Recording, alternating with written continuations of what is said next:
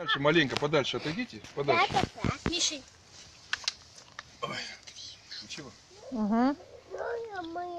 В Эдемском саду Бог создал Адама и Еву, правильно?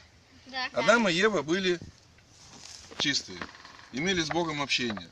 Поэтому, если мы эту воду посмотрим, такая, она чистенькая.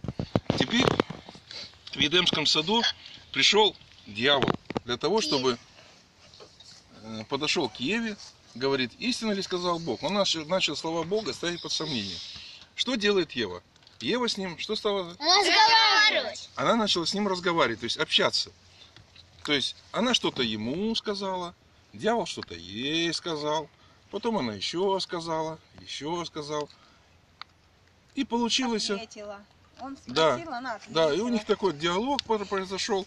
То есть они что-то говорили там друг другу, и в результате Ева стала не такая чистая, какая была раньше. Да. Ева приходит к Адаму, начинает общаться с Адамом. Говорит, Адам, слушай, я вот тут увидела плод, мы сейчас, если поедим, у нас откроются глаза, будем как боги. Мы себе одежду сошьем. Да, одежду себе хорошую сделаем. И они начали общаться, и результат мы видим, какой у них стал. То есть не совсем не такой, какой был, какой с Богом был, да. При всем желании они сами очиститься никак не могут, правильно? То есть надо что-то сделать, чтобы это было чистое. И для этого пришел Иисус Христос. И Иисус Христос, когда Он общается, с людьми, написано, кровь Иисуса Христа очищает нас от всякого греха. Да? То есть Слово Божие вселяется в вас обильно. И когда Слово Божие, допустим, человек начинает, Адам, например, или кто-то, мы, да, начинаем с Богом общаться, говорим, Господи, скажи нам там ну, что-то какое-то. И мы начинаем с Богом общаться. И Бог нас через Слово Свое, Он очищает. Если мы даже вот через Слово, это очищенные, если будем даже кому-то другому говорить, происходит такой же результат. Но очень важно, чтобы сам Бог говорил.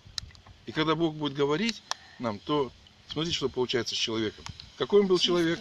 Чистый. А теперь дьявол, смотрите, приходит, мы во Христе. И начинает что-то говорить опять. Нету. Он опять говорит, не получается. И что бы он ни делал, не получается у него ничего. И он пустой, ничего у него нету.